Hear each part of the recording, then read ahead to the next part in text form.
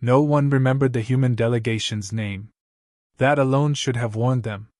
In the Hall of Concordance, an artificial world of crystal arches and floating light, orbiting the gas giant Velthus, names were power. Species announced themselves with ancestral titles, conquered systems, casualty counts worn like medals. The galaxy ran on reputation, and the humans arrived with none of it. Just a woman, a child, and silence.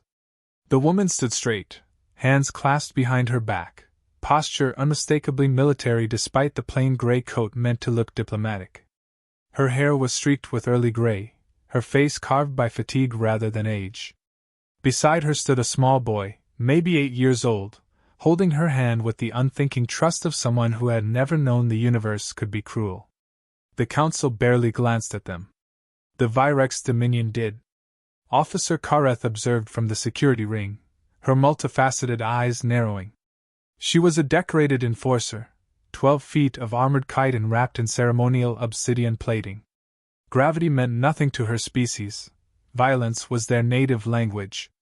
The Council had granted the Virex peacekeeping authority after their third successful planetary pacification.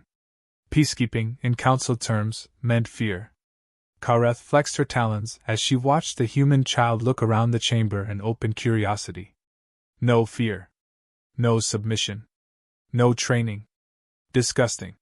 She strode forward, the floor plates dimming beneath her weight. Conversations died mid-syllable as delegates sensed movement. Even the Morvans, slug things who felt vibrations through stone, fell silent. Kareth stopped an arm's length from the human woman. You, she hissed, translator buzzing to life. Identify your status. The woman inclined her head just enough to be polite, not enough to be lesser.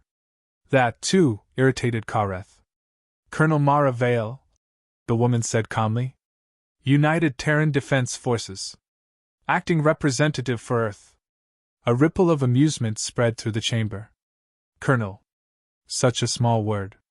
Karetha's gaze dropped to the child. You violate Protocol 17. Unregistered species are forbidden from bringing offspring into council proceedings. The boy squeezed his mother's hand. Mom, this place smells weird. A few delegates laughed. Mara did not smile. Humans do not separate from their children during first contact. Karetha's mandibles clicked in something close to delight. Then humans will learn. She reached for her shock baton, a ceremonial tool, officially non-lethal, designed to enforce obedience through pain rather than efficiency. Its hum rose in pitch. Mara stepped half a pace forward. Officer, she said, voice still level. Touch my son and... Kareth struck first. The baton cracked across the child's face with a sharp report, dumping its charge directly into his nervous system. Bones snapped. Teeth scattered across the polished floor like white fragments of shell. The boy was thrown backward, his small body tumbling end over end before hitting the ground in a boneless heap. Silence fell like a dropped blade. For a heartbeat, the galaxy stopped breathing. Then Mara screamed. Not loud. Not wild. It was a sound dragged out of somewhere deep and ancient, something that had followed humanity from caves to trenches to vacuum. She dropped to her knees, gathering her son into her arms as blood soaked into her coat. The child twitched. Coughed. Blood bubbled from his lips. Kareth stood over them, baton still humming. Control your animal, she said coldly. The council chair, a vast, luminous being of tendrils and light, shifted uneasily. Officer Kareth, the application of force may have been. The child convulsed. Once. Then went still. Mara froze. For a long moment she didn't move. Didn't breathe. Her hand rested on her son's chest, waiting for something that would never come. When she finally looked up, her face was empty. Not grief. Not rage. Absence. She stood slowly, cradling the lifeless body with reverent care, then gently laid him on the floor. She wiped her hands on her coat, smearing blood across the fabric like war paint. Council, she said softly, and the translator carried her voice to every corner of the chamber. Under human law, you just declared war. The chair pulsed in agitation. Human delegate, this was an internal enforcement matter. No declaration has been recognized. The Virex act under council mandate. Mara nodded once, as if acknowledging a minor correction. Then the mandate dies with them. Kareth laughed, a harsh clicking sound. You are one soldier. Unarmed. Your species has no recorded victories. You bring a child to a den of predators and expect mercy? Mara looked at her. And smiled. No, she said. I brought a witness. She turned, lifting her wrist. The small, insect-like drone that had hovered silently above the delegation activated. Its lens dilated. Its internal transmitters came online. Karetha's laughter faltered. Mara's voice dropped, iron-hard.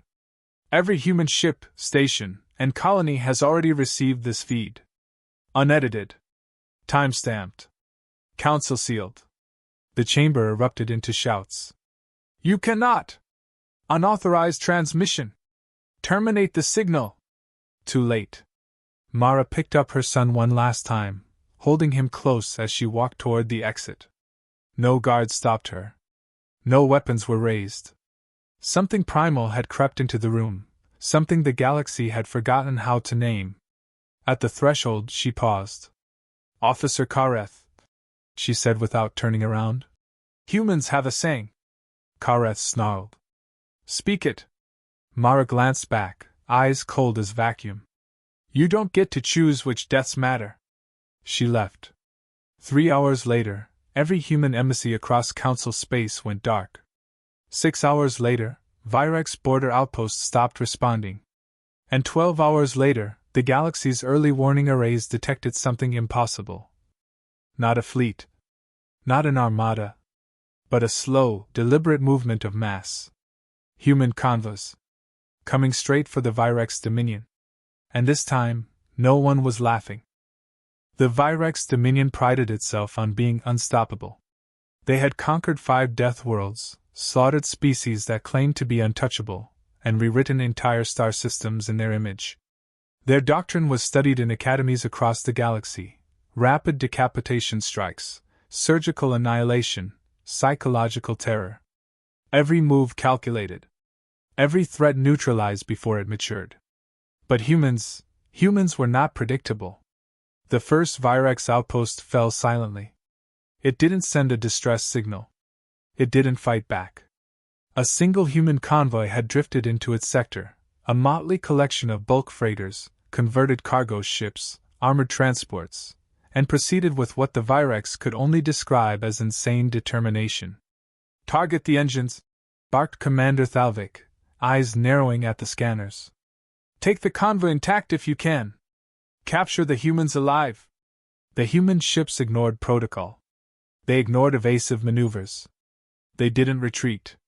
They accelerated straight at the mining moon, metal and mass compressed into kinetic weapons, ramming the shields with a force that shouldn't have been possible.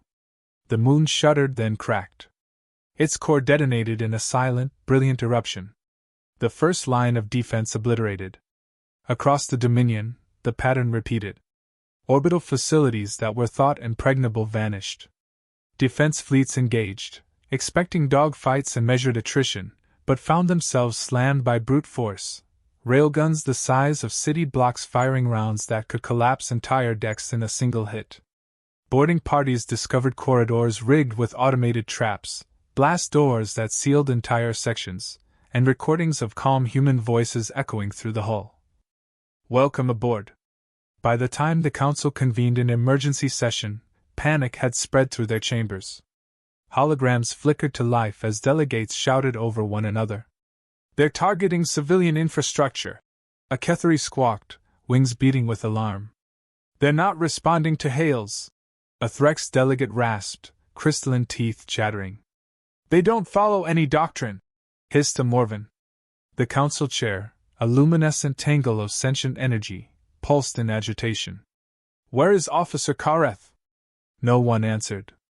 Kareth herself was aboard the Dominion flagship, the Ascendant Wrath, when the human ship arrived. A single vessel, scarred, battered, entirely unassuming. Its sensors were crude but precise, Its engines didn't dance elegantly in hyperspace. They tore through reality with blunt, horrifying inevitability. Mara Vale appeared on the view screen. Calm. Empty. Eyes that had seen a universe of cruelty, and decided it no longer mattered. "Officer Kareth," she said. "You struck my son." Kareth hissed, mandibles clicking. "Your species is vermin. This war will end with your extinction." The human ship didn't dodge. Didn't hesitate. It fired directly at the bridge. A precision kinetic slug tore through layers of armor, shields, and the thorax of Kareth herself, pinning her to her command chair. The Virex screamed, chitin cracking, blood spraying, systems screaming in alarm. Marines boarded immediately. Gray-haired, scarred, veterans of frontier worlds and deadlier wars. They moved with quiet precision, room by room. Kareth was still alive when they reached her. Mara Vale stood over her, a combat knife in hand. "This isn't vengeance," she said, voice low. "This is education." Kareth tried to speak, to protest, to order. Mara cut off her head with a single, clean motion. Not cruelty. Not hatred. Efficiency. They sealed it in a stasis field. Then they turned the Ascendant Wrath toward the Council's warship, the floating symbol of authority meant to intimidate the galaxy. They docked without resistance. They placed Karetha's head on the central dais. Alive. Eyes blinking. Translator still active. Mara Vale addressed the Council. "You told us to control our animals," she said. "This is us being controlled." The head whimpered. Screamed. Pleaded. The delegates shrank back in horror. Across Council space, the second phase of Mara Vale's plan began. She did not occupy worlds. She did not demand tribute. She rewrote systems, redistributed secrets, leaked evidence of Council corruption, exposed atrocities. Minor species received training, weapon schematics, tactical guidance. Allies of the Virex turned on them in days. The Dominion fractured. Its empire crumbled without a single human planet being touched. And then, weeks later, a public transmission, Mara Vale standing beside a civilian, older, unarmed, unremarkable. "This is my husband," she said. "He's a systems engineer." He pressed a button. Ancient human probes, dismissed centuries ago, activated simultaneously across Council space. Listening. Watching. Poised. "If another human child is harmed," Mara said, "your trade routes will collapse. Every one of them." For the first time, the galaxy realized the humans didn't need to conquer. They haunted. The Virex Dominion would never underestimate Deathworlders again. The Council had never known fear like this. Not fear of death. Not fear of defeat. Not even fear of their own monstrous reputations. This was something older, sharper, more corrosive. It was humiliation cloaked in inevitability. Karetha's severed head blinked on the central dais, preserved alive by human technology. Her voice, still functional through the translator, screamed in terror, recanted doctrine, begged for mercy. The delegates recoiled, shivering as each plea echoed through the warship. Mara Vale stood silently, arms crossed. Gray eyes scanning the council chamber like a predator assessing prey. Calm, collected, terrifying. "This," she said, voice steady as gravity, "is what happens when you mistake restraint for weakness." The chair flickered in agitation, its luminescent tendrils quivering. "Human delegate, you have made your point. Reparations can be discussed." "No," Mara interrupted, her voice sharp as shattered glass. "We're not here for compensation. We're here to make sure it never happens again." The warship shuddered beneath unseen human hands. Boarding teams had already infiltrated engineering bays, systems control nodes, and communication hubs. By the time the Council realized what was happening, every critical system was under human command. Across the galaxy, Mara's second phase had already begun. Human crews didn't occupy worlds, they rewrote the rules. Networks were remapped. Trade routes rerouted. Council secrets, long buried, were broadcast to every minor species with a note. "This is what we know. This is what you deserve to know. Allies of the Virex Dominion, fed false intelligence, turned on one another. Fleets once loyal engaged in fratricidal chaos. Every move the Council made to recover control was countered before it even began. Back on the warship, Mara's calm presence was the eye of the storm. Karetha's head trembled, venom dripping from broken mandibles. This is not victory. You, humans, are. Mara knelt, bringing her face level with the terrified head. We are what you always underestimated. The head chittered incoherently. Panic. Confusion. The kind of fear that comes when everything you've been taught to believe collapses in an instant. Humans don't fight wars. Mara continued softly. We teach lessons. We haunt. We punish mistakes. You struck a child.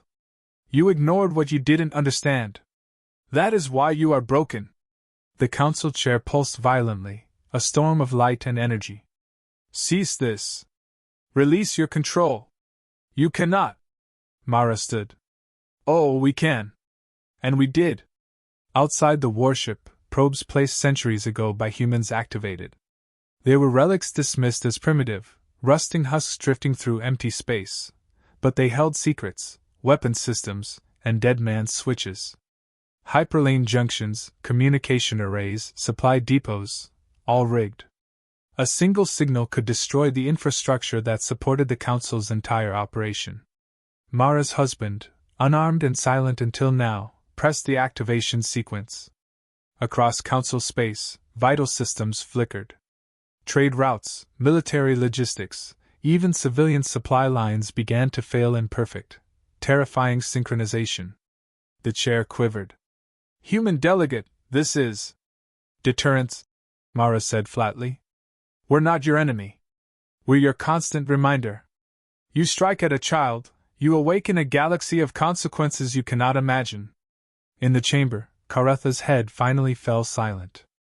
But her eyes, still alive in their stasis, bore into every delegate. A warning. A lesson. The Council would not recover quickly. Perhaps it never would. Every decision henceforth would be haunted by the memory of a mother who turned grief into strategy, cruelty into education, and a single child into a galaxy-wide reckoning. The humans departed as quietly as they arrived. Not a fleet. Not a threat. Just a whisper of inevitability left in their wake. And across the stars, the delegates learned a terrifying truth. Humans didn't need to conquer. Humans didn't need to fight fairly. Humans remembered. And they always came back. Years later, the galaxy was quieter. Not peaceful, never peaceful, but cautious, measured, respectful. Council chambers now had new protocols. No child could be touched, no peacekeeping baton could be raised without unanimous consent, and no species underestimated humans ever again. Human ships moved through hyperlanes without escort, their mere presence enough to halt bureaucratic squabbles or aggressive posturing. Their victories had been surgical, efficient, and unforgettable. The galaxy had learned a lesson written in red, in fear, in respect, and in meticulous strategy. Mara Vale had retired. The sharp edge of her reputation remained, but she chose a different battlefield. She settled on a frontier world, a rugged planet where the air was thin, the rivers were cold, and the locals, human and alien alike, were resilient. There, she raised foster children, teaching them to fish in frozen streams, to fix engines long abandoned, to read the stars, and most importantly, to understand the consequences of underestimating others. One evening, as the twin suns sank behind jagged mountains, an alien child, a Kethri girl with mottled wings and eyes too large for her head, asked softly, "Colonel Vale, why didn't humans just wipe them out?" Mara looked up at the horizon, the wind tossing her gray hair, her hands resting on the edge of a wooden table. She didn't answer immediately. Instead, she let the quiet stretch, let the girl feel the weight of what had happened across the stars. Finally, she spoke. Her voice was low but firm, edged with the experience of countless wars, countless losses. "Because," she said, eyes narrowing, "we wanted them to remember." The girl tilted her head, unsure. "Humans don't conquer just to hold power," Mara continued. "We don't strike for fame, for glory, for medals. We strike so the galaxy never forgets the cost of underestimating us. We teach lessons that echo. Lessons that haunt. Lessons that last longer than fleets or fortresses. The girl shivered. Somewhere in her mind, the memory of Karetha's head, the chittering, pleading, terrified head, was etched, though she had never seen it. All the council delegates had. All the Virex survivors had. The galaxy had learned, slowly and painfully, that humans were the ultimate deterrent. And Mara's eyes swept the stars. Every flicker of light, every distant hyperlane, every whisper of human movement carried a single, terrifying truth. Deathworlders don't forget. They don't forgive. And they always bring a clock. Even when they leave, even when the war seems over, the memory lingers. The galaxy carries it in its bones. The suns dipped below the mountains, and Mara smiled faintly. A child tugged at her sleeve, asking her to teach them how to shoot a railgun. She laughed softly. "Not today," she said. "But soon. Very soon. Because humanity never forgets. Humanity never forgives. Humanity always comes back. And every alien, every council delegate, every would-be oppressor, would carry that knowledge in their hearts forever. The galaxy had been warned. And it would never, ever forget.